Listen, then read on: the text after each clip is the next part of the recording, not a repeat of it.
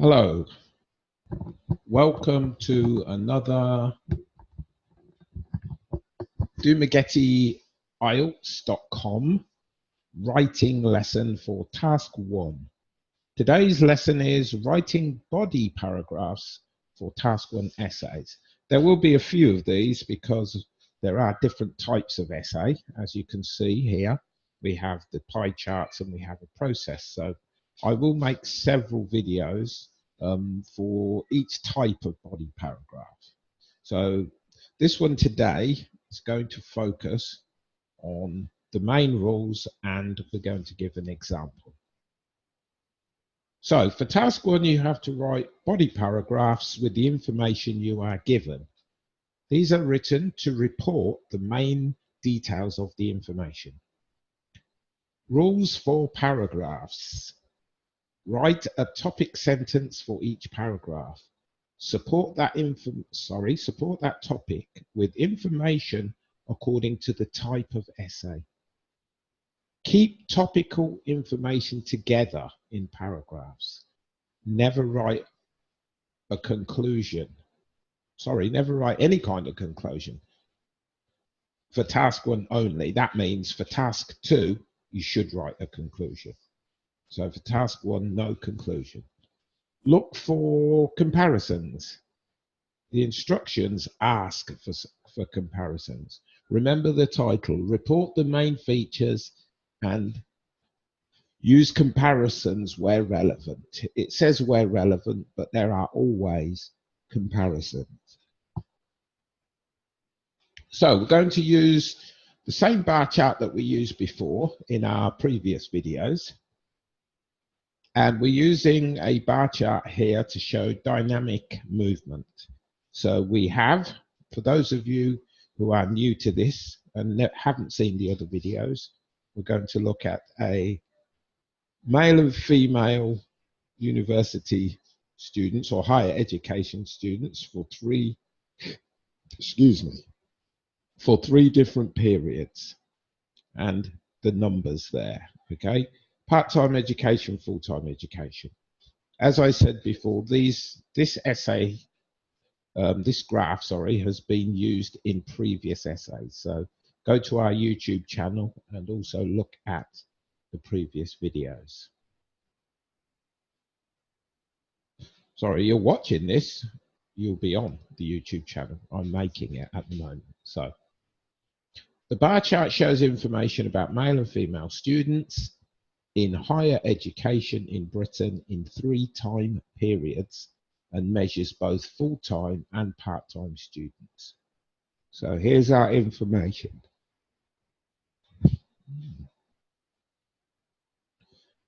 We follow the methods for organizing the information. So we've organized our data into groups. Here are our groups.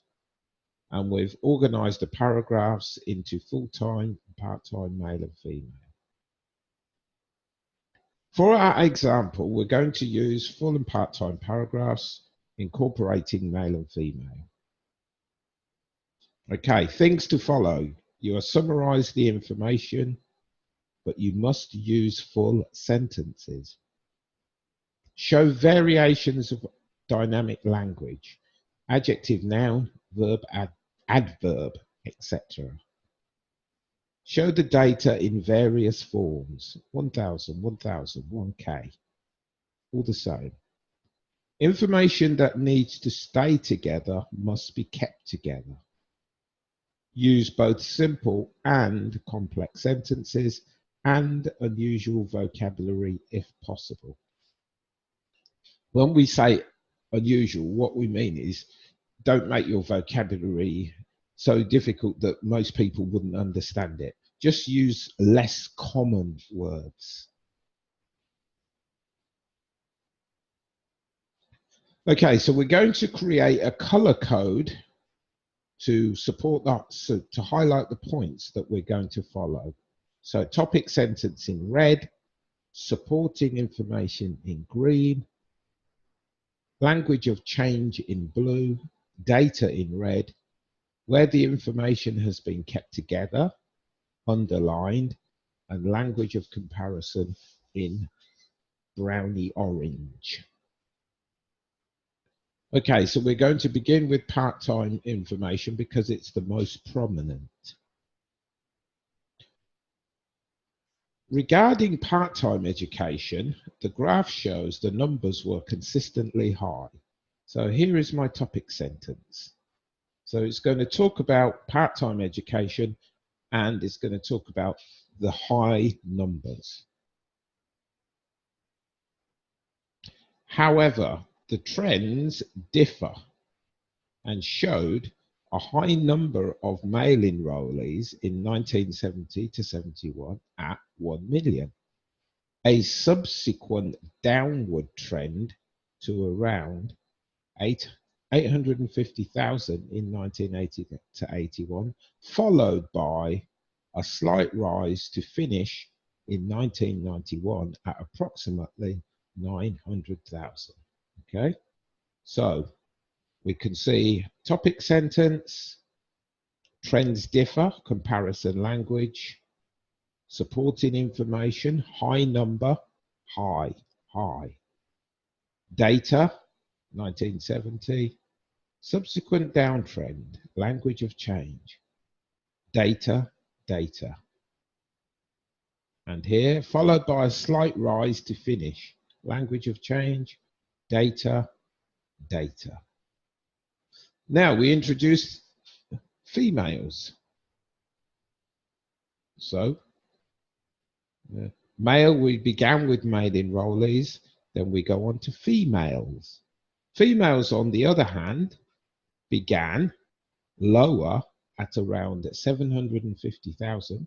Oh, I forgot to put that data in, and rose steadily, language of change, to finish the period, language of change, much higher than, language of comparison, the men, with a peak, language of change, of 1.1 million people, data. So what I've just overlooked is this. I forgot to make that red. That is actually data. That's the only thing. And as you can see, everything that's relevant to part-time, male and female, is all grouped together. So everything is underlined. So I've kept everything together. I shouldn't actually mention male and female together as data anywhere else in the essay. If I'm going to mention these two, I should keep everything together. The second paragraph will use the same structure as the first. The only difference is that the information changes. So, full-time figures revealed a general increase for both groups, although with much lower figures than part-time. So there's our topic sentence. We've included a comparison. We've compared it to part-time, which is much higher. So here's our topic sentence, and there's some comparison in with it. Men commenced.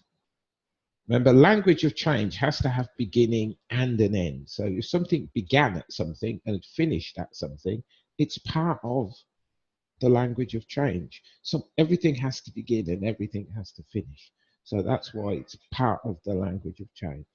Men commenced at around 100,000 and rose gradually, language of change, to 150,000 in 1990-91. Data.